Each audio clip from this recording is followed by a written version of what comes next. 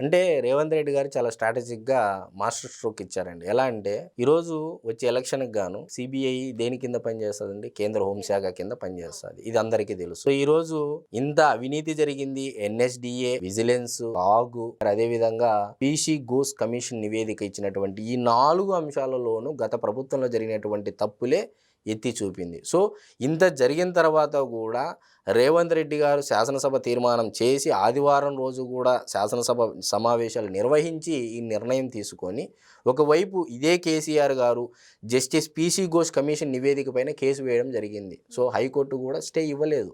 So continue కాండి అని చెప్పేసి అనింది. సో కాగలగార్యం గంధర్వులు తీర్చినట్టు ఈరోజు రేవంత్ రెడ్డి గారికి హైకోర్టు స్టే విధించకపోవడము ఒక శుభ పరిణామంగా ఆయన తీసుకొని ఈరోజు అది సిబిఐ చేతిలో పెట్టారు. ఇప్పుడు బీజేపీ వర్సెస్ బీఆర్ఎస్ మీరిద్దరు కొట్టుకోండి. మీరిద్దరు కొట్టుకున్న తర్వాత ఎవరు మిగిలితే వాళ్ళతో మా యుద్ధం ఉంటుంది అన్నట్టు ఇండైరెక్ట్గా చెప్పడం జరిగింది.